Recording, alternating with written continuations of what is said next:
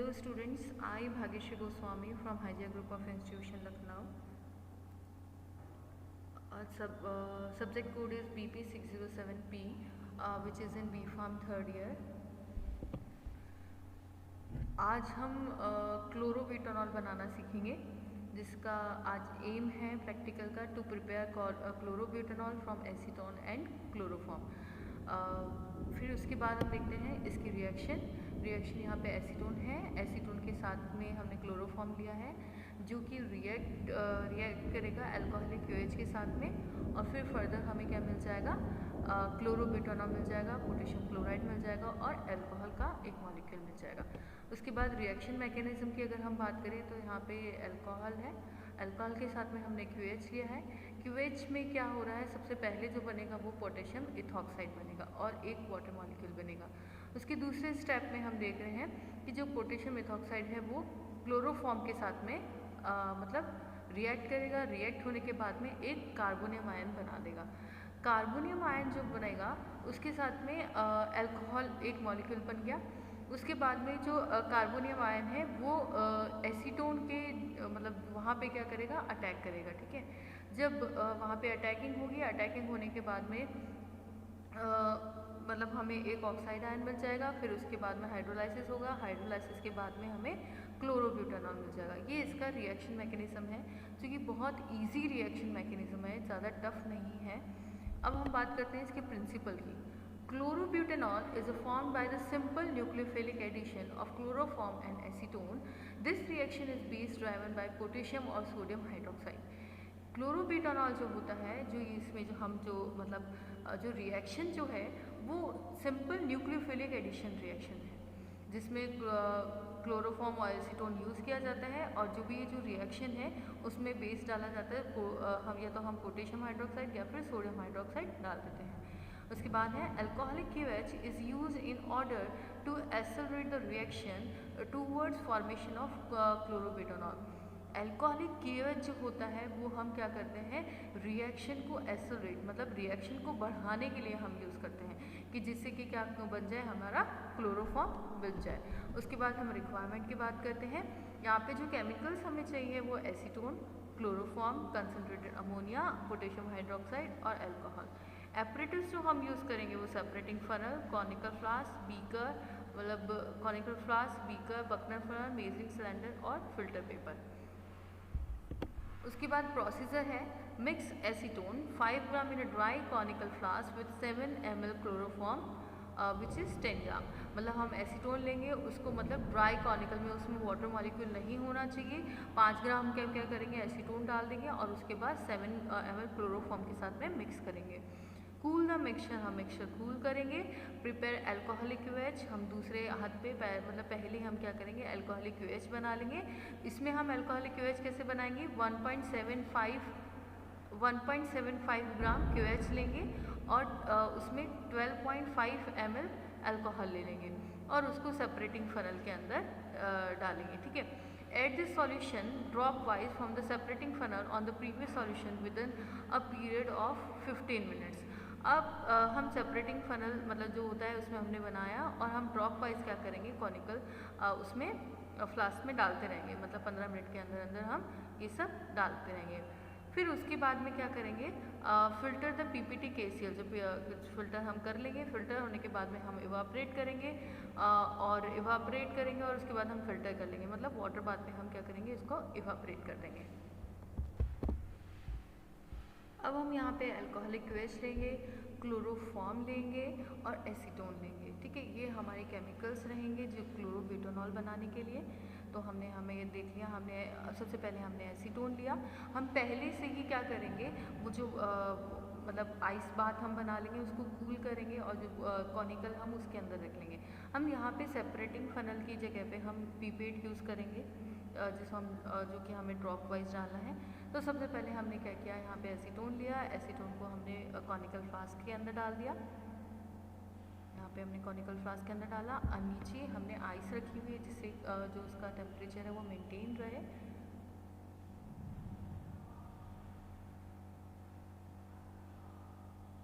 उसके बाद हम क्लोरोफॉर्म लेंगे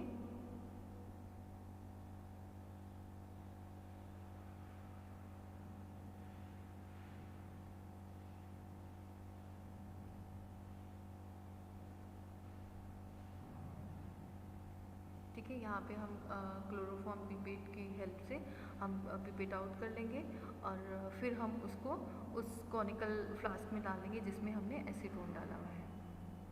पहले से हमने एसीटोन लिया हुआ है।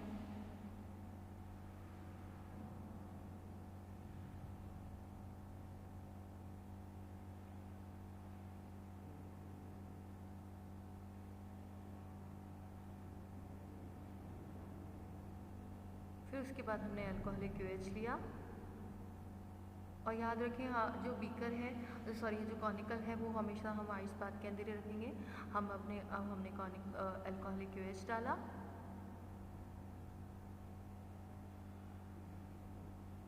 और फिर हम क्या करेंगे, उसको स्टर करते रहेंगे। हम ये अल्कोहलिक जो QH है उसको थोड़े थोड़े टाइम पे डालेंगे।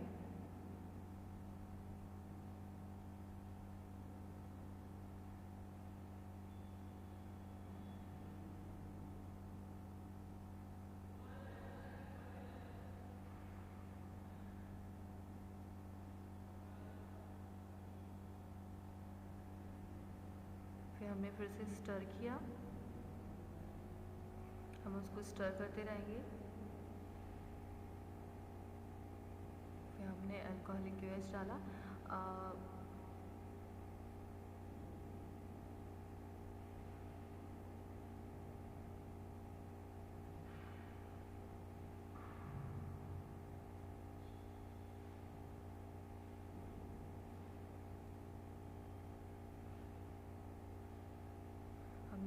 इसकी जो स्टेयरिंग है वो कंटिन्यू रखेंगे और हमेशा हम जो वहाँ पे हमने यहाँ पे आइस कोल्ड वाटर ही लिया है।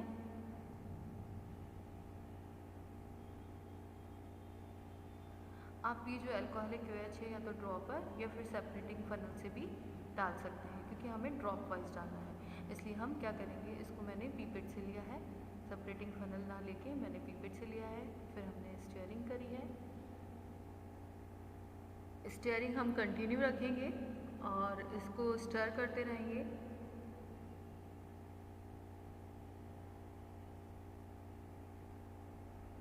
फिर हम और एडिशन करेंगे अल्कोहलिक QH का।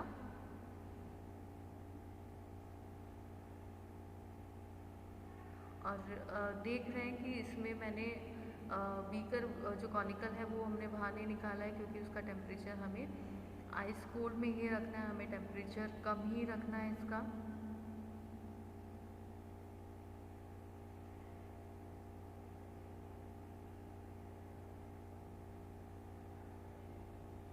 हम स्टीयरिंग जो है वो कंटिन्यू रखेंगे।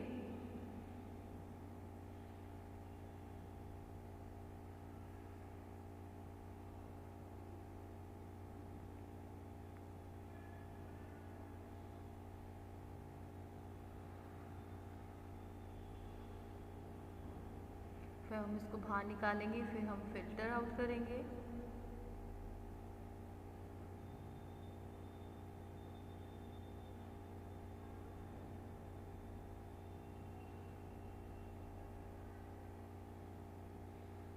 इसको अच्छे से फिर हमने फिल्टर कर लिया।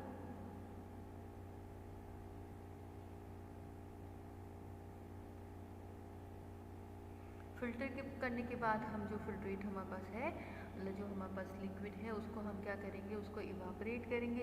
इवापरेट इसलिए करेंगे क्योंकि हमें उसके क्रिस्टल्स मिल जाए। यहाँ पे हम उसको हम वाटर बाथ में भी हीट कर सकते हैं। यहाँ पे इवापरेशन प्रोसेस जल्दी होती है, इसलिए हमने हीटिंग मेटल यूज़ किया है। और इवापरेशन आप देख रहे हैं कि जैसे इसमें बताया गया है वीडियो में, इवापरेशन हो रहा है।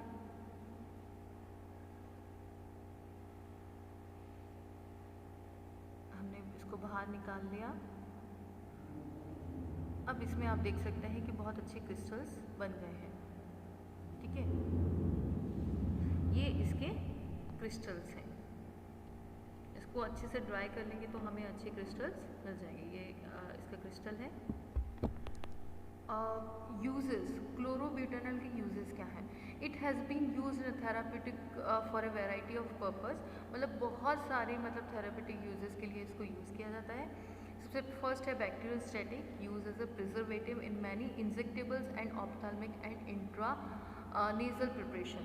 इसको ये क्या होते हैं, बैक्टीरियोस्टेटिक होते हैं नेचर के अंदर, और ये बहुत सारे जो इंजेक्टेबल्स और या फिर ऑप्थेल्मिक या इंटरनेजल जो प्रिपरेशंस होते हैं उनमें इनको यूज़ किया जा सकता है। Sedative hypnotic in the past, local anaesthetic in painful IM injectable topical preparation as a dental analgesics, मतलब इनको लोकल एनेस्थेटिक्स के लिए भी यूज़ किया जाता है, टॉपिकल प्रिपरेशंस होती हैं उनके लिए, या फिर जो डेंटल एनाल्जेसिक्स होते हैं उनमें भी इनको यूज़ किया जाता है। अब हम कैलकुलेशन की बात करते हैं। अब हम यहाँ पे कैलकुलेशन देख रहे हैं। Here limiting reagent is acetone, hence yield should be calculated from its amount taken। मतलब यहाँ पे जो है लिमिटिंग जो रिएजेंट है वो एसीटोन है, जो कि हम यहाँ पे उसी के अकॉर्डिंग हम क्या करेंगे, कैलकुलेशन करेंगे। Molecular formula of acetone is C3H6O, मतलब एसीटोन का मॉलिकुलर फार्मूला ये होता है C3H6O। उसके बाद molecular formula of chlorobutanol which is C4H7Cl3O, ठीक है।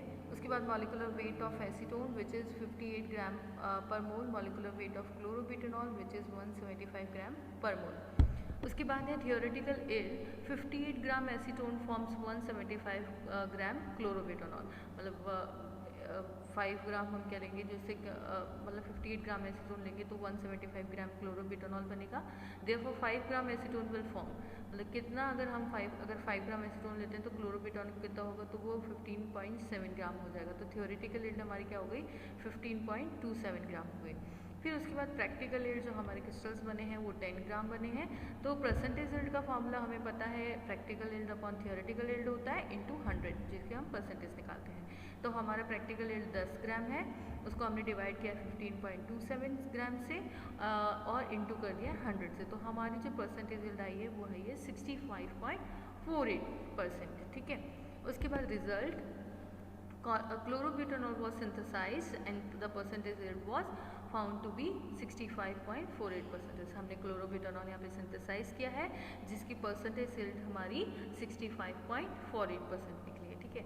आई होप आपको ये प्रैक्टिकल समझ में आया होगा। Thank you students.